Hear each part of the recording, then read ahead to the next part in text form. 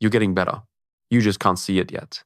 That's the most dangerous moment in learning any skill, because this is where most people quit. Not after they fail, not after they make a mistake, right before their progress becomes visible.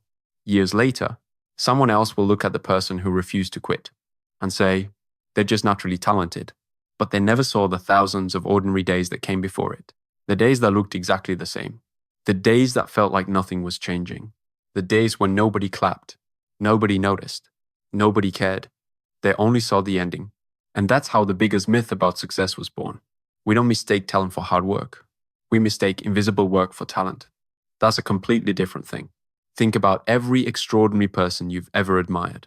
A concert pianist, an Olympic athlete, a best-selling author, a master carpenter, a world-class chef.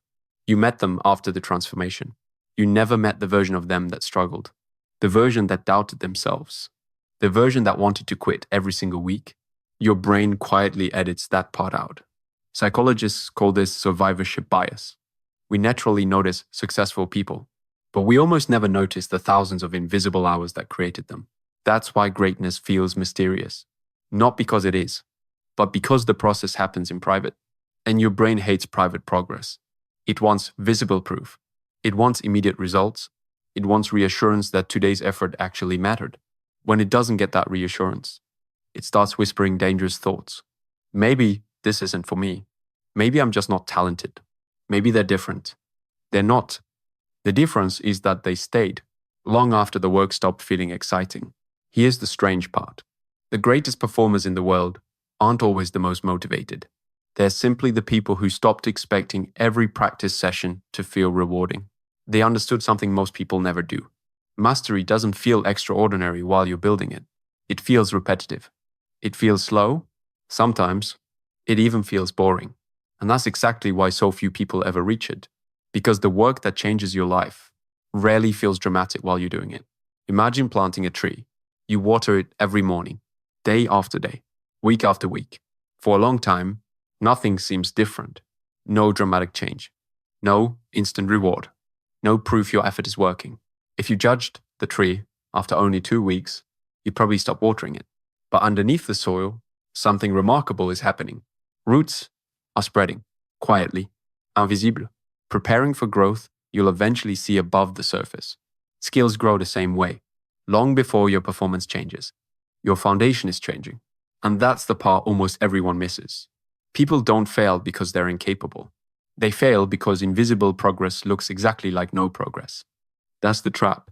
Your brain mistakes silence for stagnation. But silence doesn't mean nothing is happening. Sometimes, silence is exactly what growth sounds like.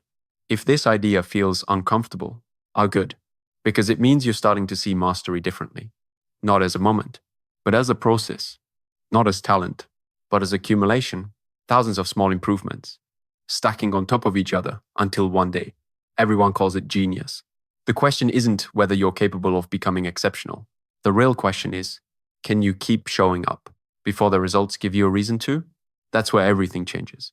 Because every extraordinary skill begins with one decision: to respect the craft before the craft ever rewards you. Most people think respect comes after success. The best in the world know it has to come first. They don't wait until they're good to take the work seriously. They take the work seriously, and that's exactly why they become good. Watch someone who's truly exceptional. They don't rush through the basics. They don't treat practice like something to survive. They give even the smallest details their full attention. Because they understand something your brain is only beginning to learn. The quality of your attention becomes the quality of your practice, and eventually, the quality of your life. If this is changing the way you think about mastery, subscribe to Mr. No Excuses. Every week, we explore the psychology behind discipline, habits, and exceptional performance, so you can stop chasing shortcuts and start building skills that actually last. But respecting the craft is only the first step, because the next mistake is the one that quietly destroys more potential than almost anything else. People become obsessed with advanced techniques before they've mastered the fundamentals. The fundamentals, they're rarely impressive. Nobody posts a video of themselves practicing the same simple movement for the 1000th time. Nobody celebrates another page of rough notes. Nobody applauds another slow rehearsal. Because the basics don't look exciting. but they create everything that eventually does. Tiger Woods won major championships and still spent hours practicing the same fundamental swing, not because he had forgotten it, because he understood that mastery doesn't come from doing complicated things. It comes from doing simple things exceptionally well. The same is true in every profession. A Michelin star chef still sharpens knives with care. A concert violinist still plays scales. A championship boxer still throws basic jabs, not because they're beginners, because fundamentals are never something you graduate from. They're something you return to, again and again and again. Your brain loves that kind of repetition, not because repetition feels exciting, but because repetition changes the brain. Imagine walking through a forest.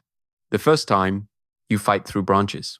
The second time, it's slightly easier. After 100 trips, there's a clear path. Eventually, you don't even think about where you're going. You just walk. Your brain builds skills exactly the same way. Every focused repetition strengthens a neural pathway. Every correct repetition wraps that pathway in a little more insulation. Scientists call this myelin. You don't have to remember the word. Just remember what it does. It makes the signal travel faster, cleaner, with less effort. That's why experts make difficult things look easy. Not because the task became easier, because their brain became more efficient. Here's the mistake almost everyone makes. They repeat mistakes instead of repeating excellence. Practice doesn't make perfect. Practice makes permanent. If you practice carelessly, your brain becomes efficient at doing it carelessly. If you practice correctly, your brain becomes efficient at doing it correctly. That's why slow practice often beats fast practice. You're not just teaching your muscles, you're teaching your brain what normal looks like. And once your brain accepts something as normal, it stops asking for permission. It simply does it. This is exactly what happened with one of history's greatest artists, Katsushika Hokusai. Today, millions of people recognize one image, the Great Wave. It's displayed in museums, printed on books, studied in classrooms around the world. People look at it and see genius. What they don't see is the lifetime hidden behind it. Hokusai created more than 30,000 works during his life. 30,000. Most of them will never be remembered. Most of them was simply another day of showing up, another sketch, another experiment, another attempt to become slightly better than yesterday. The painting that changed history wasn't created because inspiration suddenly appeared. It was built on thousands of invisible repetitions that nobody applauded. That's what mastery really looks like. Not one perfect performance, a lifetime of imperfect practice. Stop for a second and think about your own life. What's the skill you're trying to build? Writing, speaking, coding, drawing, leading a business, playing an instrument? Now, ask yourself a harder question. Are you practicing until you're entertained? Or until you're transformed? Those are two completely different goals. Entertainment disappears. Transformation stays. That's why the people who achieve extraordinary things eventually stop chasing motivation. Motivation is emotional. Mastery is structural. Motivation comes and goes. Systems remain. Repetition remains. Identity remains. Eventually, you stop practicing because you want to become great.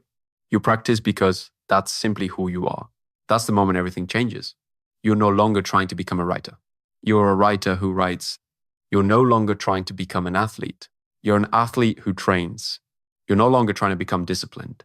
You're someone who keeps promises to yourself. Identity always outlasts motivation. So here's the question I want to leave you with. What's one skill you've almost given up on? Simply because progress felt invisible? Leave it in the comments.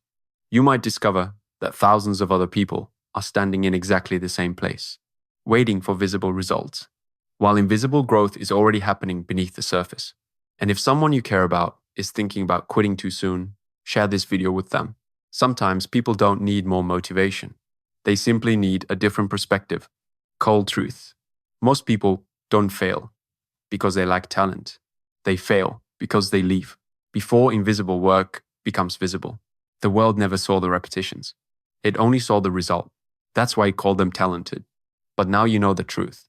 Talent isn't what creates mastery. Mastery creates what the world calls talent.